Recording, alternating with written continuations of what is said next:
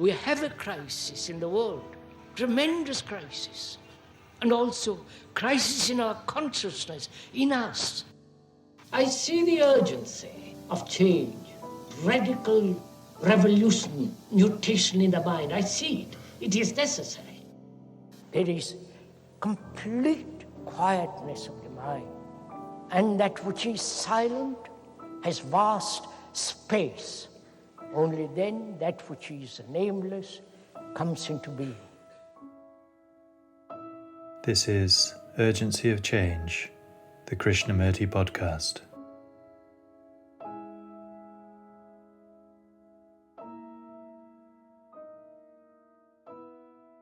Most of us do question, and our questioning is a reaction. We do not like something, and we question it, reject it, or modify it. This questioning is according to urges and demands, and has a motive behind it. Hello and welcome to episode 228 of Urgency of Change. Each episode of the Krishnamurti podcast features carefully selected extracts from the archives. Their aim is to represent different aspects of Krishnamurti's radical approach to many of the issues and questions we all face in our lives. This week's theme is questioning. Upcoming themes are disorder, progress, and cooperation. This is a podcast from Krishnamurti Foundation Trust. Please visit our website at kfoundation.org, where you can find a broad collection of articles and quotes, an introduction and biography, along with a comprehensive index of topics for easy access to texts and recordings. Our online store stocks all available Krishnamurti books and ships worldwide.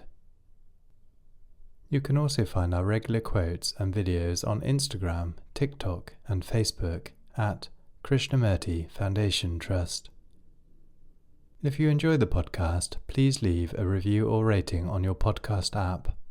This helps our visibility. This week's episode on questioning has 7 sections.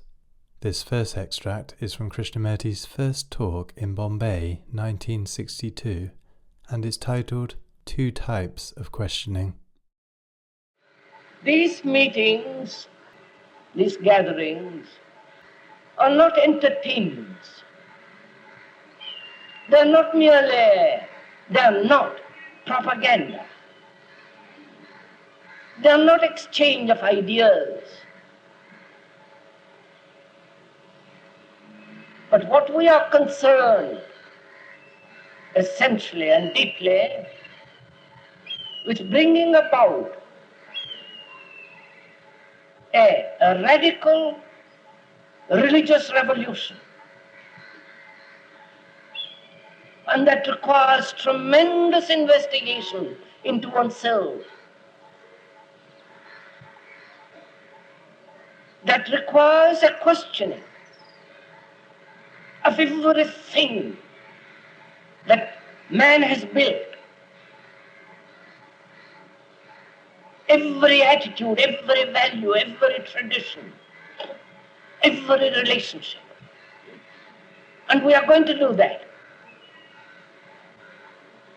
We're not going to leave one stone unturned.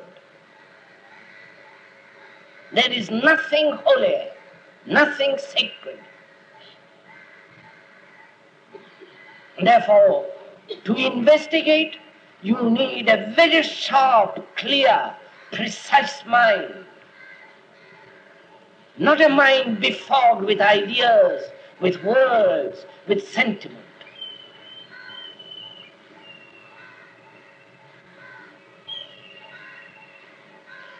And to think very clearly, there must be freedom. Otherwise you cannot think freely. If you are a Hindu or a Parsi or what you will, if that is the basis of your thought, or from that you begin to think, it is absolutely impossible to think. because you are not free. So the first essential necessity of inquiry is freedom.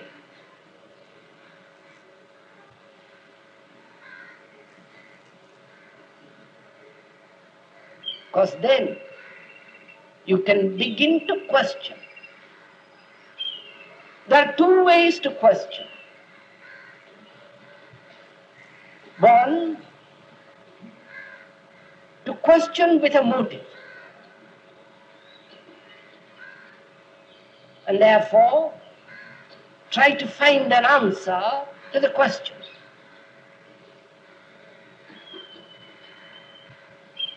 Or, which is the other, to question without motive.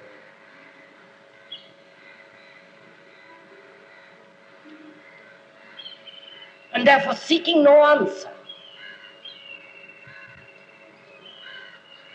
Please, this is really important if you would follow what is being said, to understand this difference between these two questionings. Most of us do question, and our questioning is a reaction. I don't like something and I question it and reject it, or modify my questioning according to the urge, the demand of what I want. So that kind of questioning has a motive behind it.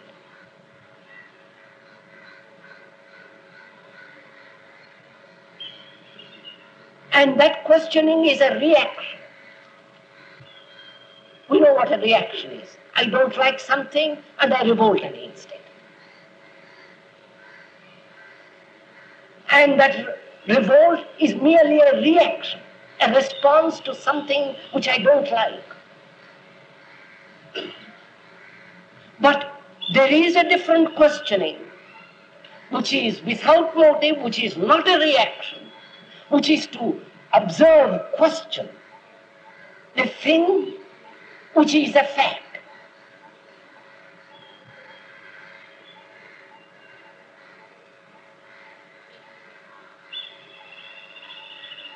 I do not like to talk in examples, because examples don't get very far. Similes are dangerous things. But in order to explain the difference between the two kinds of questionings, which is the questioning which seeks an answer and a questioning that has no answer but merely questions,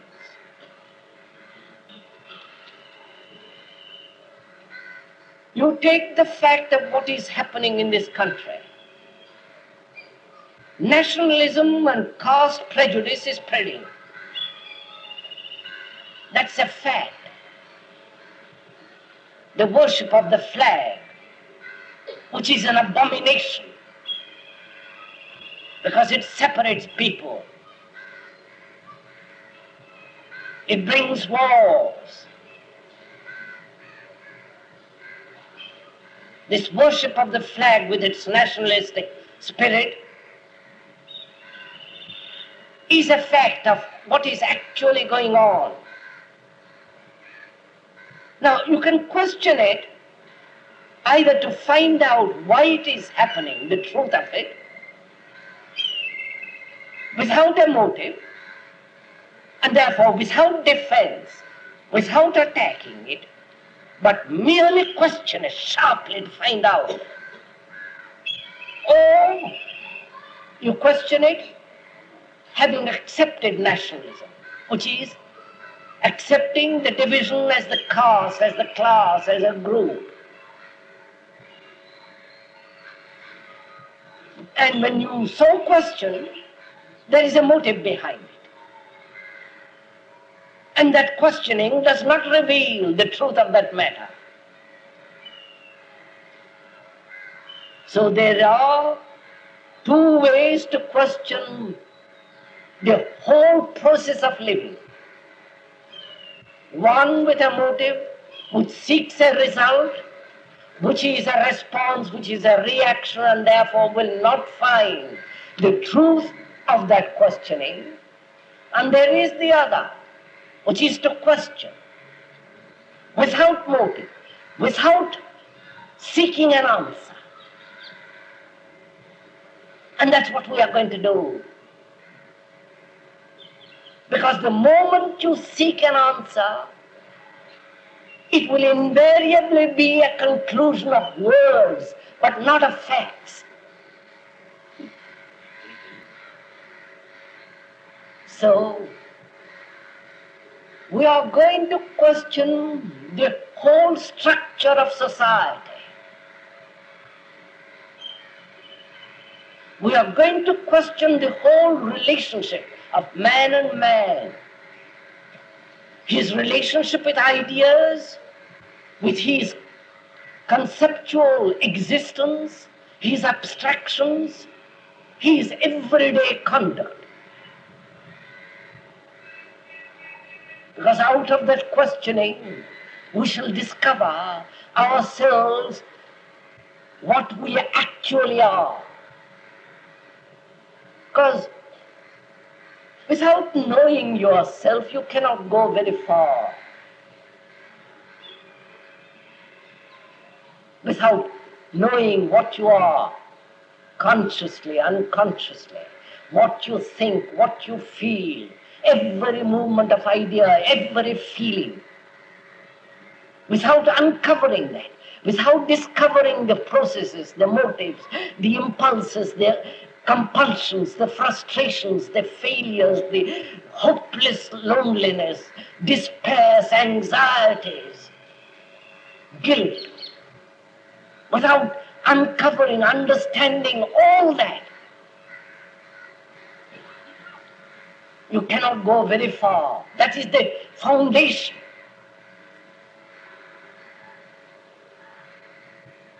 And that requires freedom.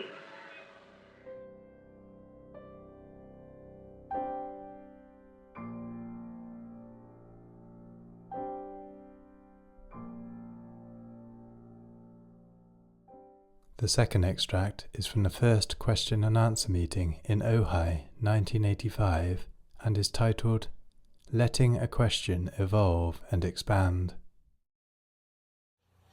I think we ought to ask ourselves why we ask questions. And naturally we must ask questions, but why do we ask questions? From whom does one expect an answer? From the speaker, or from someone who can explain things away? Or can we have a dialogue about a question?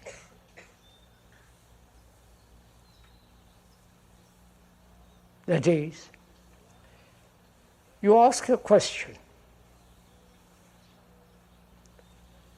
and the speaker replies to that question. Then you reply to that, the speaker's response, and then the speaker responds to that question. So it's like playing tennis, back and forth, till the question itself is suspended between the two of us. That is, you ask a question, then I reply to that question, the speaker. Then you reply or respond to my response. And we keep this going till your response and my response have no further activity. So the question is suspended, as it was. If you tried, if you ever done it, probably not, then the question begins to have its own vitality. Right? Its own urgency. its own capacity to answer itself. But when we answer a question, it's always from the background of memory.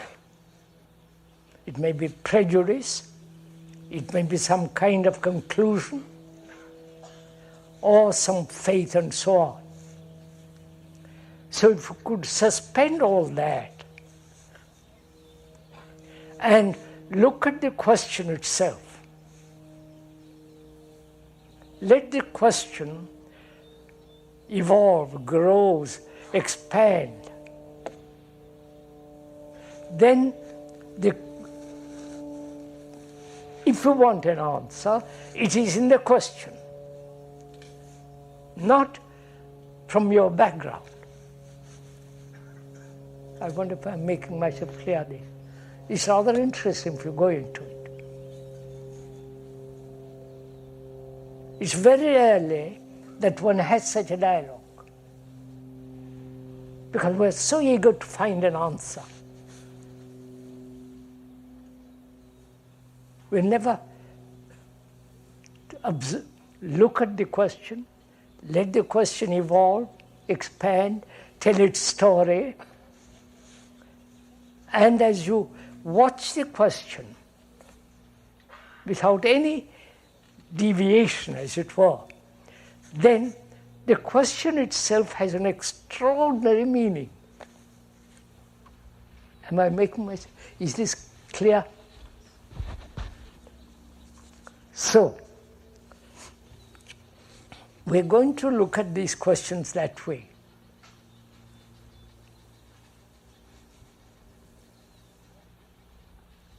We're going to watch, listen to the question. As the speaker has not read these questions, you and the speaker can play this game, back and forth, till the ball is suspended in the air.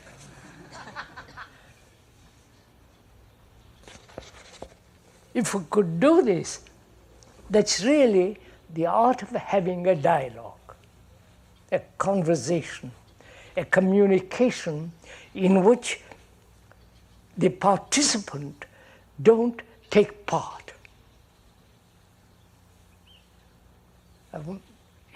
Will you do this for fun? Then you will see that the question begins to respond out of the very heart of the question. So let's try. That you and the speaker are going to have a dialogue in which you and the speaker are playing a part. They don't take the role of a questioner and a person who answers the question. But together, we are going to put aside our backgrounds, if we have any. Then the question itself begins to move, begins to have its own activity.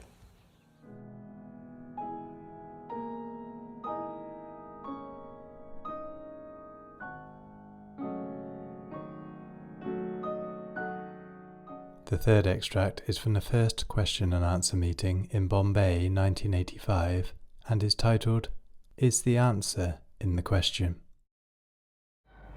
It's important, I think, one thinks, to put questions, to really inquire into the nature of the questions and why we put questions. And to whom do we put the question? Do we put the question to find an answer from somebody, or do we put questions to ourselves? If we put questions to ourselves, from what depth of or superficially we put the questions to ourselves.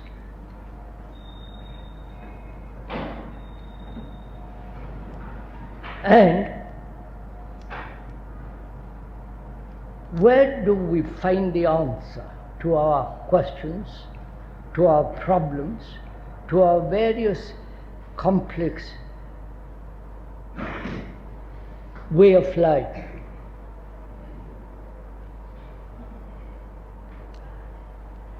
Is it something outside of us, or is it something that we have to delve very deeply to find out?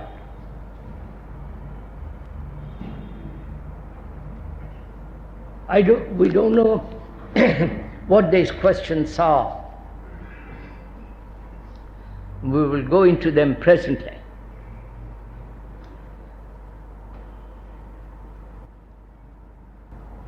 Is the question important? And is the answer to the question lie in the question itself?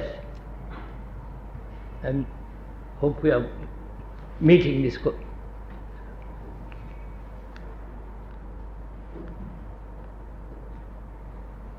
Is the answer outside the question, or the answer is in the question itself?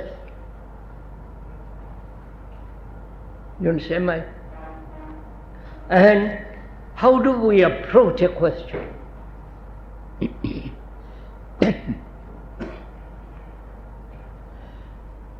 With a desire to find an answer, with a motive, or put a question without a motive. Is that possible? I don't know if we are meeting each other. Are we? Or is it too early in the morning? I hope you had a nice sleep.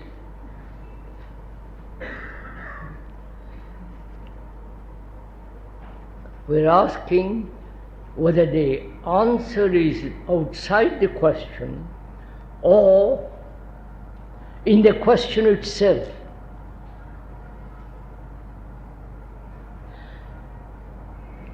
If it is outside for somebody to answer, then the question is not significant. But if the question is serious, and therefore the question itself has the answer, right? We're going to find that out. Because we are going to investigate the question, not the answer. Can we go along with this? Suppose one has a problem, we're always wanting to find out the solution of the problem, the resolution of it. But if we begin to understand the nature of the problem, what the implications of the problem, how the problem arose, and investigate the problem. In that very process of investigation of the problem, the solution is in the problem. I don't know.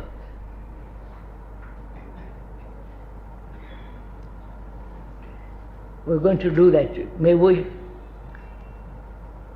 We're not going to answer the question. Probably the answer will come out when we look at the question closely.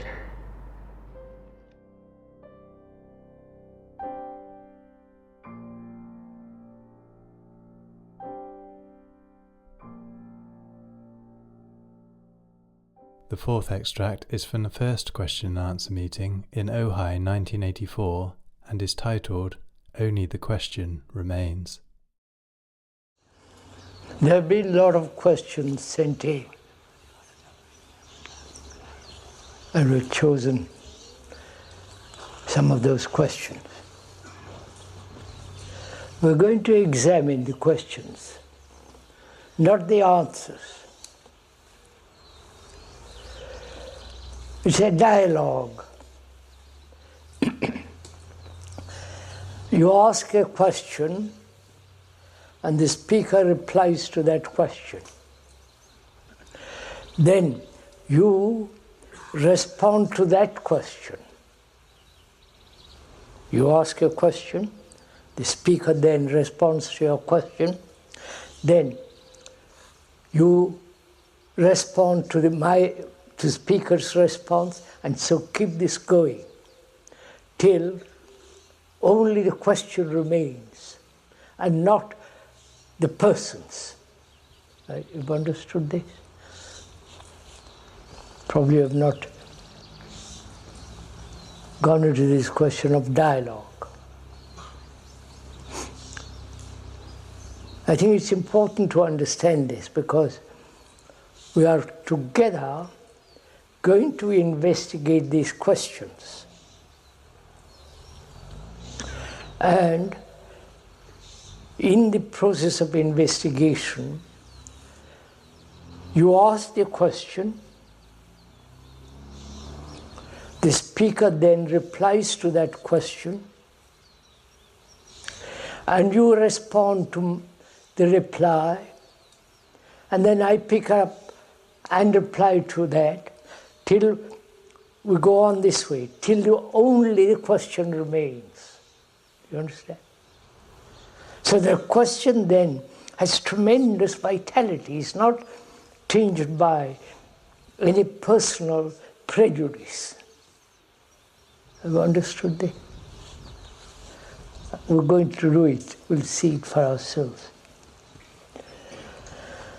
I wonder why we ask questions and from whom do you expect a reply? It's good to ask questions. More questions, inquiry, the better. But we expect someone else to answer the question. The question is really a problem. A problem is something, the root meaning of that word is something thrown at you. The etymological meaning of the word problem means something hurled at you, thrown at you. It's a challenge. And we expect others to solve our problems. Religious, economic, social, all kinds of problems that human beings have. And therefore it becomes one-sided. You ask the question, and the speaker replies to it if he's silly enough. But if we together investigated the question, the significance of the question, and not move away from the significance of the question, then the answer is in the question. Right? You understand it? Most of us put questions, then wait for somebody to answer it. So what we are interested is in the answer and not in the question itself. Whereas the importance is in the question, not in the answer. You will discover this presently.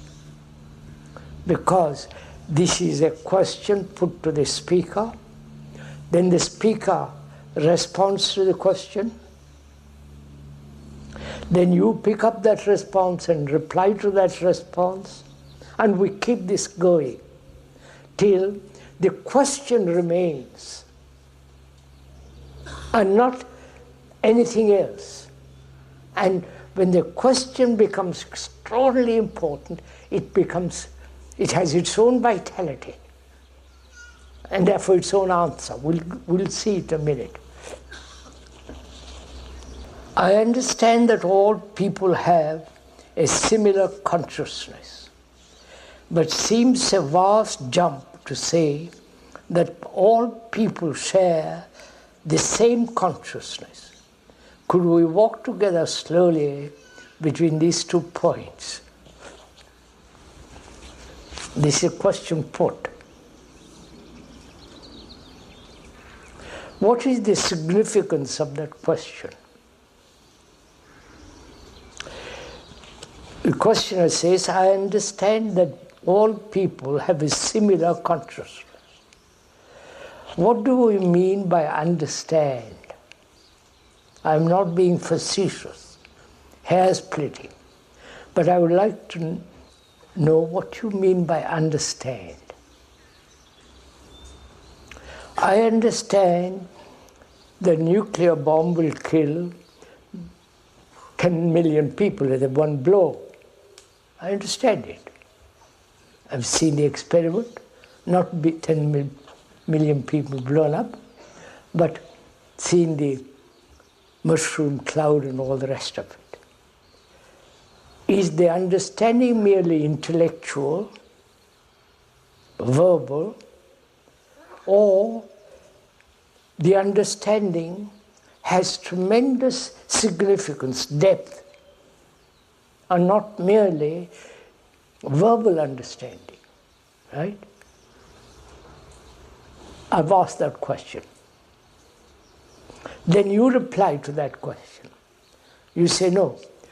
When I use the word understand, I don't mean logically, or merely verbally, but I understand it, the meaning, the significance of people have similar consciousness, right? But it seems a vast jump to say that all people share the same consciousness. Could we walk together slowly between these 2 points?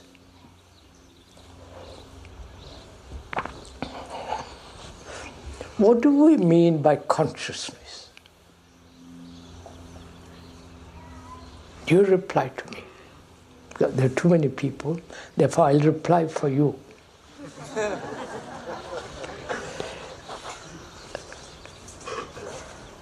We mean by consciousness to be conscious of things,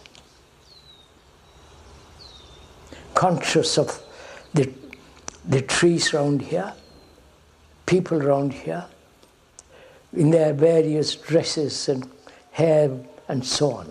I'm aware of color. What do we mean by being conscious? Being aware. In that awareness, see what is happening around us, and the happening or the mere things as they are. And in that awareness, there is certain choice. I like, I don't like. I like oak trees, I don't like palm trees. Or I wish it was something else. So in this awareness, there is a sense of choice. Now, is there an awareness, which is part of consciousness, in which there is no choice at all? So the speaker puts that question. And the speaker representing you answers that question, which is, in our awareness, there is always choice.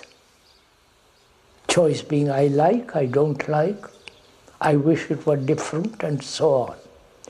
So where there is choice, there is a conflict, right? Right? Do we see this? Where there is a choice between this and that, this division brings conflict. Now, is there an awareness without choice? Do you understand my question? As you cannot reply, I'm taking a part. It seems that it's very difficult to be aware without choice. And the reply to that is why? Why is it difficult? Is the word difficult preventing throwing a barrier? The word difficult. So, you understand? You understand, when we use the word impossible, difficult, I am a failure, those words act as a barrier. So, in using the word difficult, you have already made it difficult.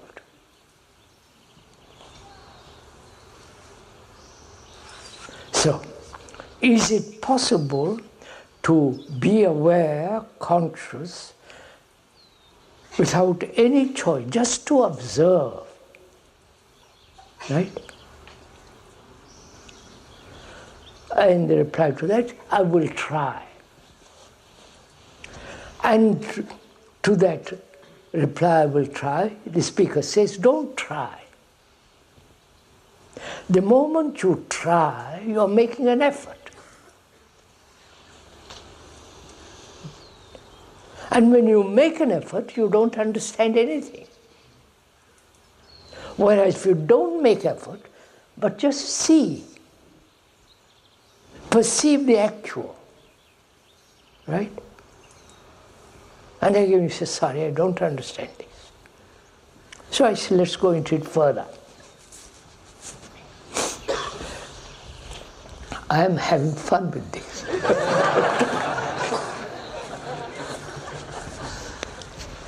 I haven't read these questions before.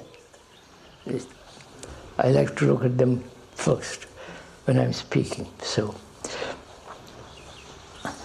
but it's a vast jump to say that all people share the same consciousness. Is that so or not? That all people throughout the world share the same consciousness. Is that so? And you say no, it is not the same. Each one of us is different. Each one of us has his own peculiarities, his own idiosyncrasies,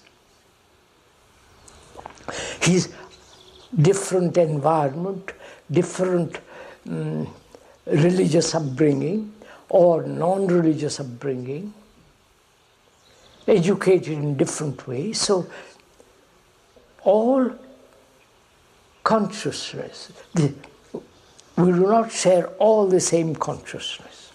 You reply. And the speaker says it's not like that. Let's look into it. Don't assert. You know, don't take a position. Then you can't, then it becomes a battle. But if you are pliable, move, inquire, then we are together in this.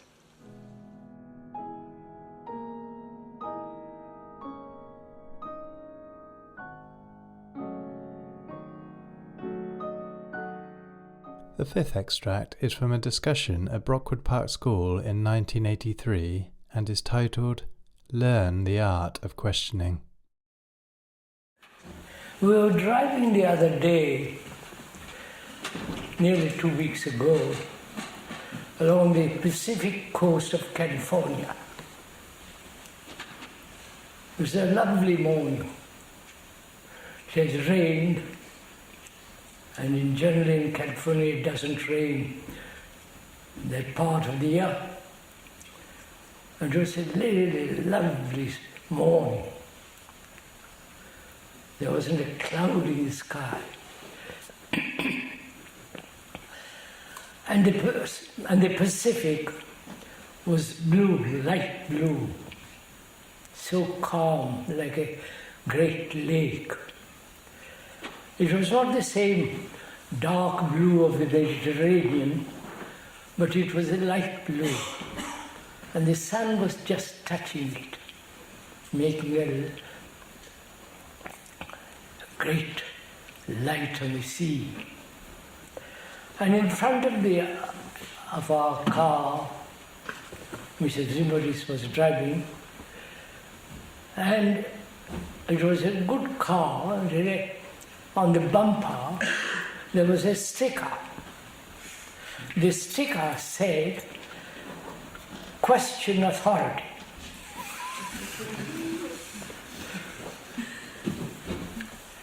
So we are going to question authority this morning. And in questioning authority, we're going to find out for ourselves, in the understanding of the very complex problem of authority, we'll begin to see what is for ourselves, what is intelligence. Why we follow, why we accept, why we obey. Whether authority and the acceptance of authority leads to intelligence. When you question, find an answer, question that answer. You follow some, learn the art. It's not just that you begin to question everything, learn the art of questioning. When you stop questioning sometimes, say, but why are you questioning? Look, without questioning. You follow, learn about it. Do people become discouraged with their questioning because they don't get something from it? Yes, sir. They get discouraged, disappointed, hurt. Because they want something that will give them Yeah. security. Yeah. Or, I've been secure, but you're taking it away from me. I become anxious. What I'm, sir, just 2 minutes, just listen. Will you? I saw that ticket, that sticker on that bumper in California. And I said, I wondered, the gentleman or the person who put that sticker on the bumper really questions. Or it's just a slogan. You understand what I'm saying? It's just a slogan, but he never questions. He said, why am I doing this? Why am I thinking this? Why do I believe?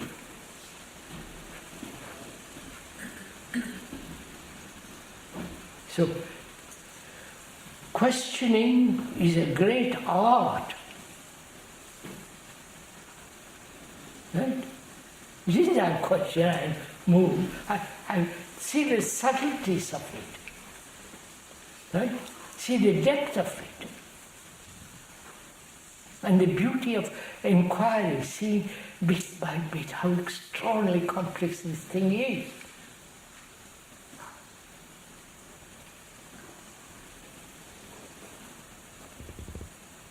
Why man has lived in illusions for thousands of years. If it's not Christian gods, then there is Muslim gods. Right? If it isn't that, there have been gods by the thousand for the last 5,000 years and more. Some people, like the Buddhists, deny God. But there was always this search, longing for something beyond all this misery. Right? all this conflict, all this ugliness in the world. So they invent something and they worship it. You understand? Like enlightenment. Yeah, quite right.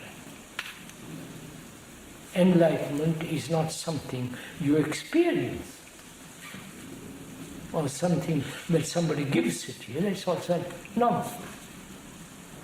So, as I was saying, sir, find out the art of questioning. Learn a great deal about it. You spend a great deal of time, don't you, in mathematics, learning mathematics, right? Or geography, history, whatever it is. And you don't give even 10 minutes to this. And so you become excellent in one direction and dull in the other direction.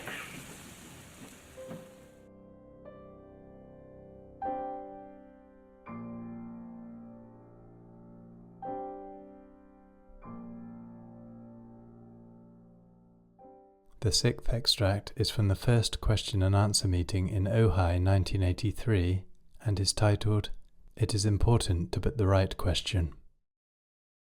One thinks it's right to put questions. But to whom are you putting questions? To oneself or to somebody that you hope will answer correctly, precisely, perhaps logically and sanely.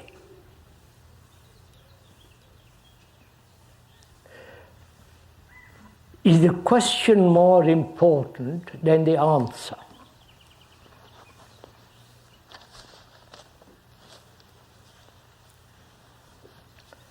Does the answer lie in the question? Please, we are talking it over together. Does the question and the answer, are they similar? Or is the answer more important than the question?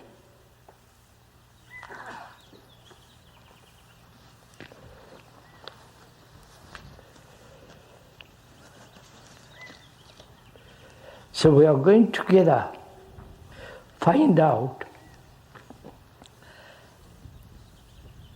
in understanding the question, in delving deep into it, we might come upon the answer. The answer is not outside the question. We'll go into that, you will see, perhaps we will see together the full significance of that. If one puts a question, you expect someone else to answer it. In that is involved the whole problem of somebody who knows,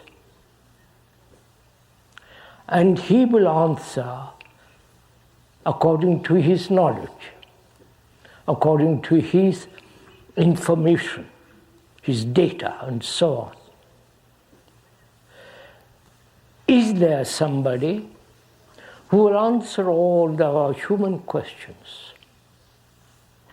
Or we have to rely entirely upon ourselves and not depend on anybody? Please, we are talking the thing over together. We are not the final oracle from Delphi.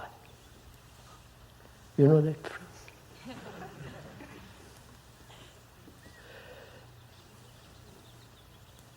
And in investigating the question, seeing what the question implies, perhaps in that very implication, we'll be able to understand the answer. So the answer does not lie outside the question. And it's important also to put the right question. Then one asks, what is the right question? A question can be quite superficial. What kind of food should I eat? There are lots of questions like that. Should I take exercise? Do you advocate yoga? Those are rather, one considers rather superficial, though they have certain necessities. But to delve deeply into a question,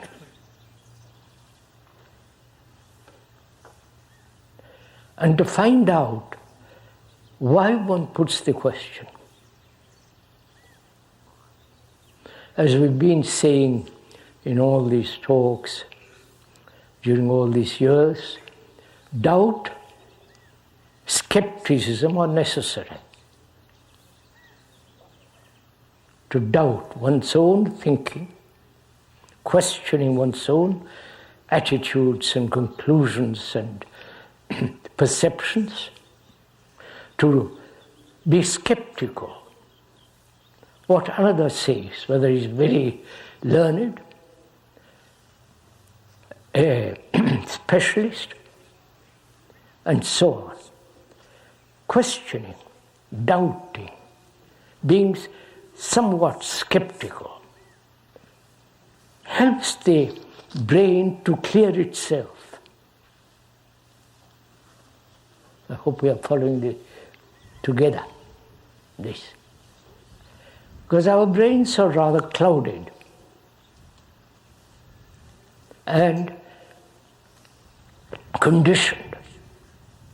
And one can put a question from that background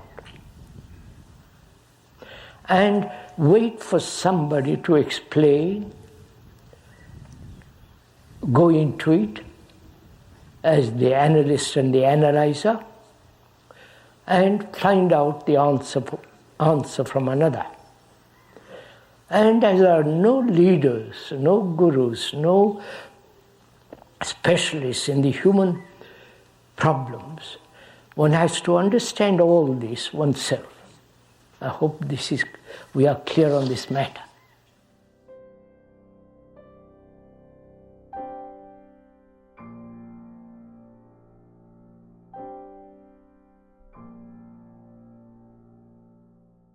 The final extract in this episode is from Krishnamurti's fourth talk at Brockwood Park in 1971 and is titled The Impossible Question.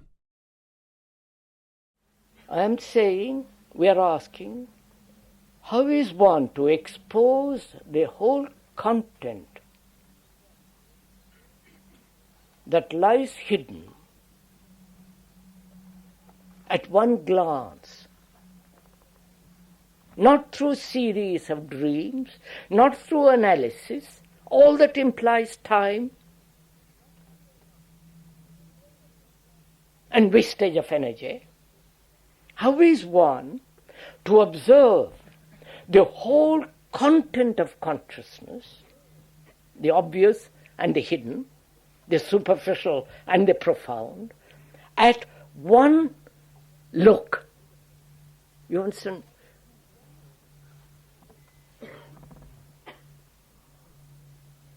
Because this is an important question. I want to understand myself. Myself being all the past, the incident in my present life, the experiences, the hurts, the anxieties, the guilt, the various fears. How am I to understand all that without a single analysis, without going through all the dreams and intimations and so on, to comprehend all that immediately. To understand all that immediately gives immense energy.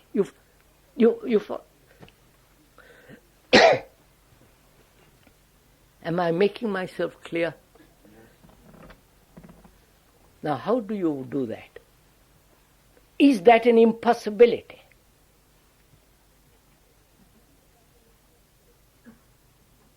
And we have to ask the impossible question to find a way out of it. Unless we ask the most impossible question, we shall be always dealing with what is possible. And what is possible is very little. I don't know if you meet this. So I'm asking the most impossible question, which is to have this whole content of consciousness exposed and understand it, see it totally, without time, which means analysis, exploration, investigation, and seeing layer after layer, layer after. That's all a wastage of time. So how is the mind to observe this whole content with one look? Is that possible at all?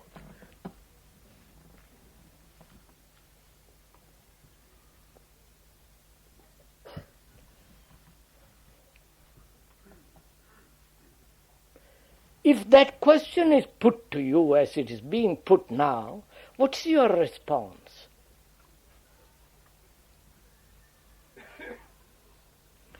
If you're honest, if you are really listened to what has been to that question, what's your response? You'll obviously say, I can't do it. Right? You'll obviously say, I really don't know how to do it. Right? You really don't know, do you? Now, wait, listen quiet. Please do listen to this. You don't know, do you? Or are you waiting for somebody to tell you?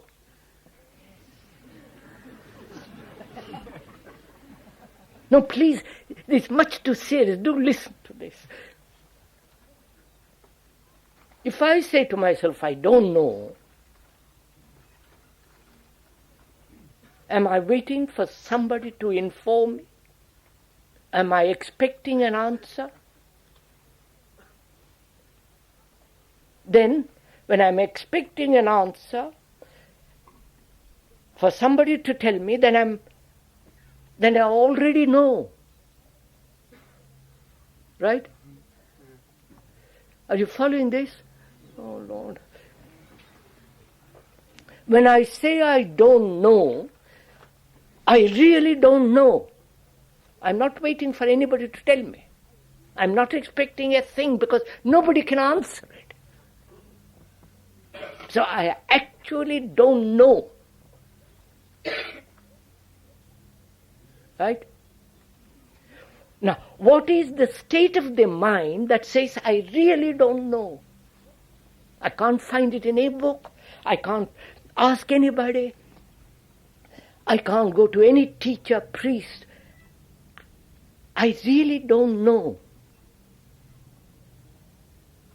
When the mind says, I do not know, what is the state of the mind? Please do listen. Don't answer me yet.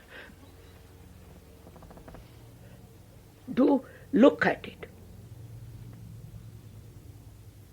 Because we always say we know. I know my wife, I know mathematics, I know this, I know that. We never say, I really don't know.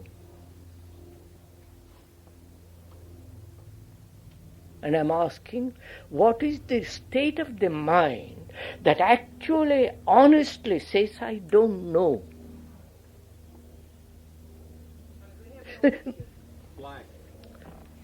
Not blank. No, you people don't. Do please wait. Take little time. Have little patience with yourself. Don't verbalize immediately. When I say I don't know, and I really mean I don't know, what is the state of my mind? It has no answer. It is not expecting anything from anybody. Right? It is not waiting. It's not expecting. See what happens. What is the state of the mind that says, I don't know? Is it not completely alone? Right? It is not isolated, which is isolation and aloneness are two different things. Aloneness, in that quality of aloneness, there is no influence, there is no resistance. It has shed itself from all the past. It says, I really don't know. Therefore, the mind, when it says, I really deeply don't know, has emptied itself of all its content. Right? Have you understood this? Have you? Yes. No, please.